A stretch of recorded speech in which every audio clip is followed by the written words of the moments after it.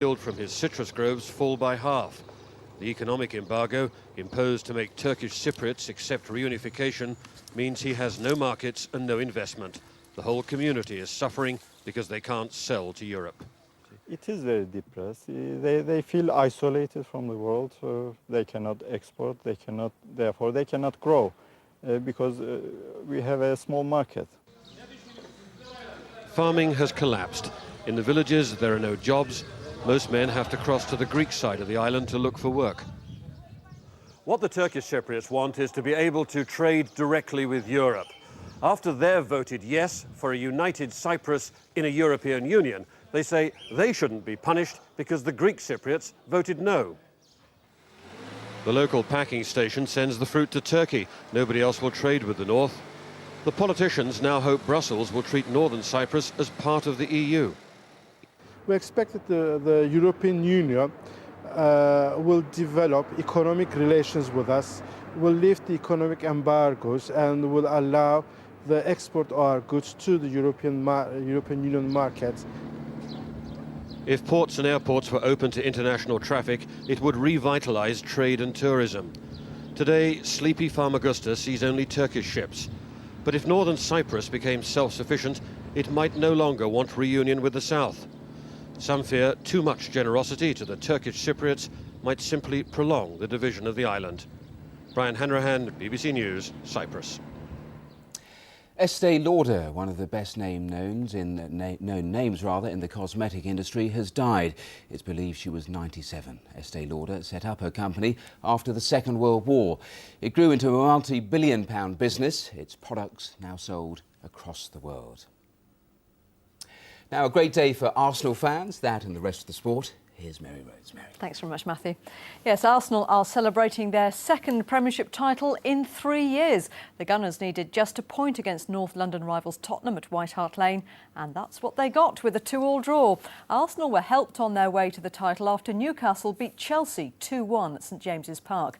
The champions are now trying to finish the season unbeaten.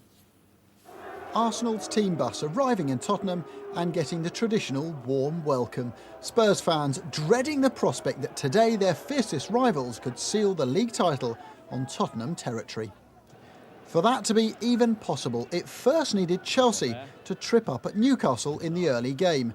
And thanks to Alan Shearer's splendid finish, they were beaten 2-1. The day's first bit of good news for Arsenal's manager Arsene Wenger, with plenty more to come. First, a Gunners goal after 2.5 minutes scored by captain Patrick Vieira. And if that was impressive, well, next came the neatest of goals, finished by Robert Pires. But Tottenham did produce a revival, fuelled by pride inspired by Jamie Redknapp's goal. And then capped by Robbie Keane's late penalty. It forced a draw, but that was all Arsenal needed. For them, a second title in 3 years, secured with 4 games still to play and without a league defeat all season. It's first a relief because you expect so much, everybody expects so much to win it, that if you don't do it now, it would be terrible. But I think time going on, I will enjoy it more and think about the whole season, and I'm very proud of our season. Down the road in Highbury, the Arsenal Tavern was packed and its regulars greeted this result with delirium. And of course, some celebratory champagne. And then thousands of fans met at the stadium, the best place for them to party and reflect on triumph. Got to sit there and enjoy it around all those Tottenham fans. It's one of the best days of my life. It's very easy for me to say, wearing this shirt, that we are the best British team that's ever been, but I think that a lot of neutrals are saying that as well. All this from a side that spent just £2 million in the summer, 50 times less than Chelsea. These fans aren't just celebrating a title, they've seen their team utterly overwhelm the opposition. Now, for decades, Manchester United and Liverpool were dominant, but now these supporters think the heartbeat of English football is here in North London. Adam Parsons, BBC News, Highbury. Well, at the other end of the table, Wolves remain certain candidates for relegation after a 2-2 draw with Birmingham City. Leeds now look as though they'll be joining them after losing 2-1 at home to Portsmouth. Kubu put the visitors in front, and on-loan striker Loa scored the winner for Portsmouth early in the second half. Ian Hart grabbed a consolation penalty for the home side. Leeds now have to beat Bolton, Charlton and Chelsea to stay up. Portsmouth's victory has virtually guaranteed their Premiership survival. Michael Schumacher's domination of Formula One continued in Imola. He's maintained his 100% record this season. His fourth consecutive victory came in the San Marino Grand Prix. The Ferrari driver finished almost 10 seconds ahead of Britain's Jenson Button. His second place was the best finish in his 71 race career. Wasps are through to the final of Rugby Union's Heineken Cup for the first time after beating Munster 37-32. In a thrilling match in Dublin, the two sides were level until Trevor Leota scored the deciding try in the dying seconds of injury time. Wasps will meet the defending champions Toulouse in the final. St Helens will face their old rivals Wigan in the final of Rugby League's Powergen Challenge Cup. The Saints beat Huddersfield 46-6. Sean Long produced a masterful display and scored one of his side's 8 tries. The Great Britain scrum half returned to the side for the first time since being associated with an alleged betting scandal.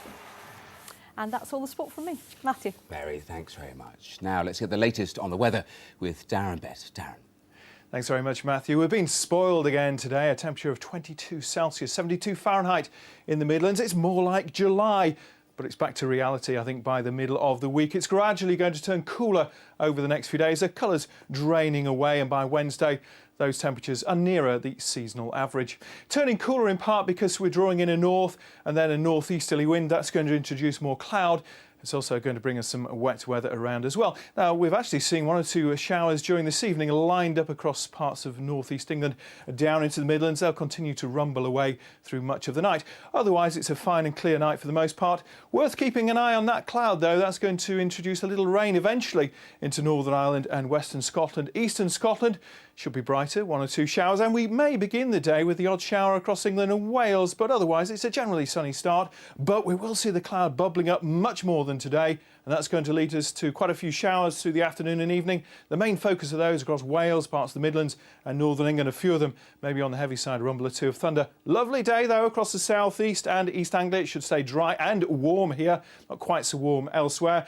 And I think it will tend to become a little bit cooler through Tuesday as well. By then, a lot of clouds, showers or longer spells of rain across England and Wales and southeastern parts of Scotland. That's it, Matthew. Back to you.